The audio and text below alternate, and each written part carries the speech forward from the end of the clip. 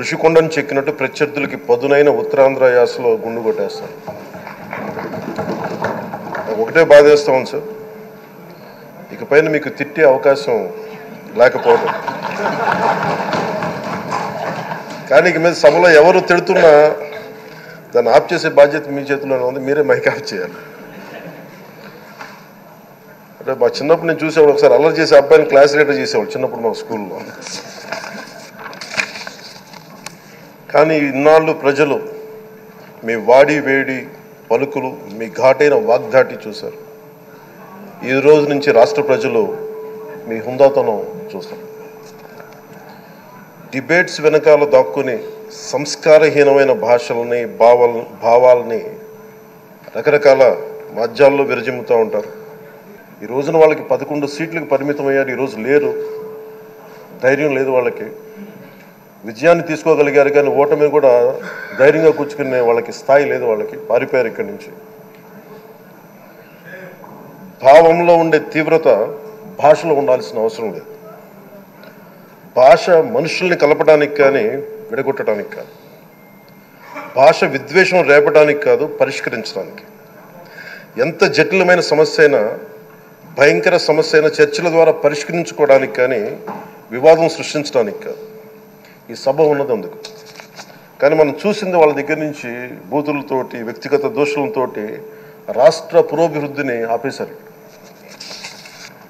అలాంటి సభ కాకుండా ఇందాక మన పెద్దలు శ్రీ గౌరవ ముఖ్యమంత్రి చంద్రబాబు గారు చెప్పినట్టుగా ఇది భవిష్యత్తుకి ఇది ఒక ప్రణాళిక, ఒక ప్రమాణం అవ్వాలి. 2047 వరకు ఇంత అద్భుతమైన స్థానంలో మనకి ఆంధ్రప్రదేశ్ తెలుగు జాతి ఉన్నత స్థాయికి వెళ్ళాలంటే ఈరోజు మనం వేసే ప్రతి అడుగు అది భవిష్యత్ తరాలకు ఒక నిర్దేశక, ఒక టచ్ స్టోన్గా ఉండిపోవాలి, గిట్ రాయిగా ఉండిపోవాలి. ఈ రోజున ఈ సభలో ఉన్న గౌరవ సభ్యులందరూ చట్టాలు చేయడానికి ఉన్నారు, చట్టాలు ఉల్లంఘించడానికి కాదు. విభేదించడం అంటే ద్వేషించడం కాదు, వాదించడం అంటే కొట్టుకోవడం కాదు. ఇవన్నీ విభేదించడం, వాదించడం ఇవన్నీ ప్రజాస్వామ్యానికి చాలా మౌలికమైన పునాదులు. ఆంధ్రప్రదేశ్ ఆవిర్భావం జరిగి అసలు భాషా ప్రయుక్త రాష్ట్రాల ఆవిర్భావమే మన ఆంధ్ర రాజ్యంతో మొదలైంది.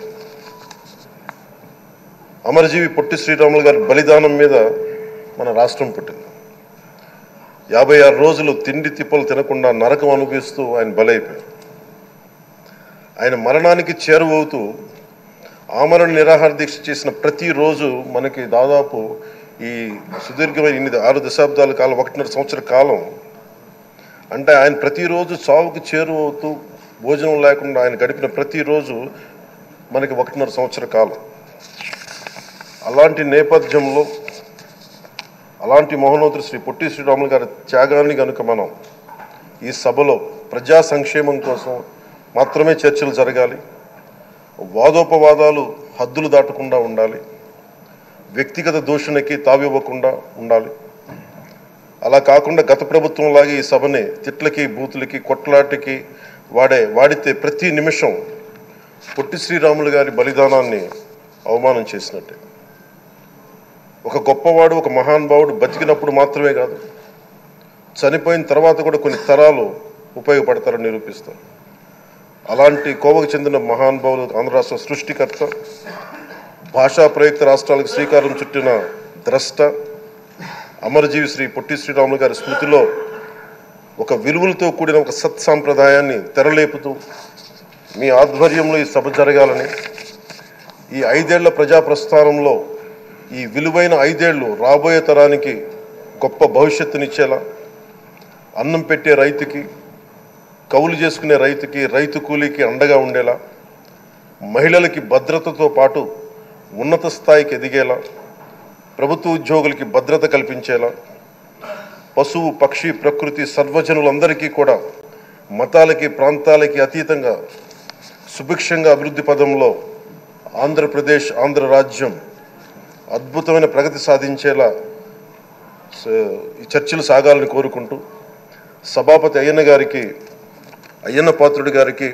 మీ ఆధ్వర్యంలో ఈ సభ ఒక సరికొత్త సాంప్రదాయానికి, సత్సాంప్రదాయానికి ఇది తెరతీయాలని కోరుకుంటూ మీకు మరోమారు శుభాభినందనలు తెలియజేసుకుంటాను. పెద్దలు గౌరవ ముఖ్యమంత్రి గారు చెప్పినట్లు ఆనాడు ఉత్తరాంధ్ర సుజల సవంతి ఇరిగేషన్ కోసం కూడా మీరు పెద్ద ఎత్తున పోరాడారు. నాకు బాగా గుర్తు, తెలుగుదేశం పార్టీ విశాఖపట్నంలో మహానాడు ఏర్పాటు చేసుకుంటే ఎట్టి పరిస్థితుల్లో అనౌన్స్ చేయాలి అని పట్టుబట్టారు. ఆనాడు కూడా గౌరవ ముఖ్యమంత్రి గారు కూడా అనౌన్స్ చేశారు. అంతేకాకుండా పార్టీలో కూడా పాలిట్ బ్యూరో సభ్యుడిగా సీనియర్ నాయకుడిగా నాకు ఎప్పుడూ ఒక గైడెన్స్ ఇస్తాను ఉన్నారు. ఒకే పార్టీ ఒకే జెండా ప్రజల ఎజెండాగా మీరు ముందరికెళ్ళిన వ్యక్తి. గత 5 సంవత్సరాలు మీరు కూడా ప్రభుత్వం చేతిలో ఒక బాధితులు. 23 కేసులు మీ పైన కూడా బంపర్ ఆఫర్ మీ పైన కూడా పెట్టారు. మీ పైన కూడా నిర్భయ కేసు పెడతాం కానివ్వండి అని చేస్తాం. చాలా బాధాకరం. ఆనాడు కావాలని ఇల్లు ఇల్లీగల్గా ఉందని కోర్టు కూల్చొద్దు అని చెప్పినా కూడా అతి ఉత్సాహంతో అధికారుల్ని పోలీస్ సోదరులను పంపించి మీ ఇల్లు పైన కూడా దాడి చేశారు, కుటుంబం పైన దాడి చేశారు. మీ భార్య కానీ 2 అబ్బాయిలు కూడా బాధితులై ప్రభుత్వం చేతులు. ఆనాడు నేను నర్సీపట్నంకు వెళ్ళాను, కుటుంబాన్ని కలిసినప్పుడు వాళ్ళని ఒకటే అడిగారు, ఇక్కడికి మీరు ఎందుకు వచ్చారు? మీ అవసరం రాష్ట్రానికి ఉంది, ఏం పర్వాలేదు, అయ్యన్న పాత్రుడు గారు పోరాడతారు, ఎక్కడికి వెళ్ళరు, మీరు వెళ్ళి అందరు కార్యకర్తల్ని కాపాడండి అని తల్లి కూడా నాకు చెప్పడం జరిగింది. నేను అది ఎప్పుడూ మరవలేను. రాజకీయాలు చూసి పెరిగిన వ్యక్తి. ఒకప్పుడు శాసనసభ జరుగుతుందంటే రాత్రి 2-3 వరకు కూడా జరిగేది. ముఖ్యమంత్రి గారు ప్రతిపక్ష నేత హోరాహోరీగా చర్చలు చేశారు. యువకులుగా మేమందరం చూసేవాళ్ళం. ఉందాతనంగా సభ జరిగేది. ఎవరన్నా స్పీడ్గా మాట్లాడినా రెండో రోజు సభకు వచ్చి కొంచెం స్పీడ్గా మాట్లాడడం, క్షమించండి అని కూడా కోరిన రోజులు అందరం చూసాం. కానీ గత 5 సంవత్సరాలు అన్నీ లేకుండా పోయినాయి. ప్రజలు కూడా ఒక మాటలో చెప్పాలంటే శాసనసభని అసహించుకునే పరిస్థితి వచ్చింది. ఇది చాలా చాలా బాధాకరం. ఇక్కడ చాలామంది మొదటిసారి శాసనసభ్యులు ఉన్నారు. మీ నాయకత్వంలో నేర్చుకునేదానికి మేము ఈ హౌస్కి వచ్చాం. సభ సాంప్రదాయాలు ఏంటి, ఎలా ముందలు తీసుకెళ్ళనేది మీరు మమ్మల్ని అందరినీ గైడ్ చేయండి. యంగ్స్టర్స్గా గతంలో ఎట్లయితే సభ జరిగేదో పెద్దలు ఎలా ఈ సభని నిర్వహించారో నేర్చుకోవాలన్న ఆలోచనతో మేమందరం ఇక్కడికి వచ్చాం. మీ ప్రోత్సాహం ఎప్పుడు మాకు ఉండాలని మిమ్మల్ని అందరినీ అధ్యక్ష వారిని నేను కోరుతున్నాను. అంతేకాకుండా మాకు నాయకత్వం అందించండి, లీడర్షిప్ ఇవ్వండి. హౌస్ని మేమందరం మీరు చెప్పిన మాట మీద నిలబడతాం.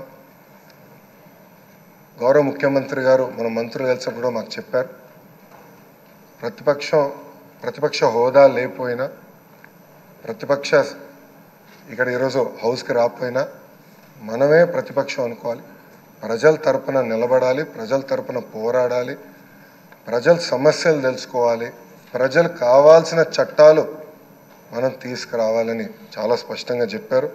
దానికి మీ సహకారం చాలా చాలా అవసరం అని మిమ్మల్ని నేను కోరుతున్నాను. అయ్యన్న పాత్రుడు గారిపైన ఎన్ని కేసులు పెట్టినా, ఎన్ని రకాలుగా హింసించినా ఆయన ఒకే మాట చెప్పేవారు, నేను తగ్గేదే లేదనేవారు. అహర్నిశలు పోరాడేవారు. గన్నవరం సభలో కూడా మీరు ఆనాడు వచ్చి మాట్లాడితే కూడా మరుసటి రోజు మీ పైన కేసు పెట్టి నాన్ బెయిలబుల్ వారెంట్ కూడా ఇష్యూ చేస్తాం చూసాం.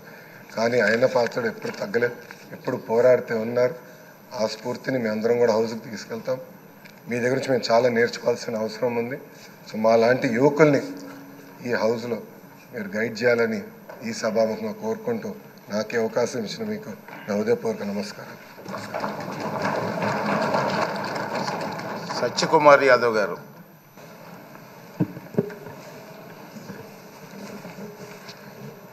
సుదీర్ఘ రాజకీయ నేపథ్యంలో అనేక ప్రజా పోరాటాలు చేస్తూ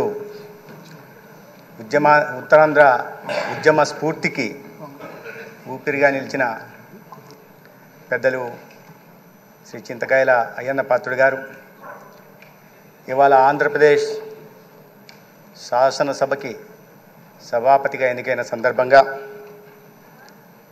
శుభాకాంక్షలు తెలియజేస్తున్నాను. అయితే ఈ గౌరవ స్థానానికి సభాపతిగా నామినేషన్ సమర్పించే అవకాశం నాకు కలిగినందుకు నా అదృష్టంగా కూడా భావిస్తున్నాను. మరీ ముఖ్యంగా ఆంధ్రప్రదేశ్ శాసనసభలో మొదటిసారి శాసనసభ్యుడిగా ఎదిగిన సందర్భంగా మొదటిసారి మాట్లాడే అవకాశం కలిగించినందుకు కూడా శాసనసభాపతి గారికి ధన్యవాదాలు తెలియజేస్తున్నాను. ఇప్పుడు ఆపరేషన్ లేకుండానే మోకాళ్లకు ప్లాస్మా ట్రీట్మెంట్. మీ ఆర్థోపెడిక్ సమస్యలన్నిటికీ రోబోటిక్ టెక్నాలజీ ద్వారా తక్కువ ఖర్చుతో శాశ్వత పరిష్కారం. Free consultation. ప్రతి ట్రీట్మెంట్ పై 20% డిస్కౌంట్. ఈ ఆఫర్ కొద్ది రోజులు మాత్రమే. త్వరపడండి. V9 hospitals 9281465842.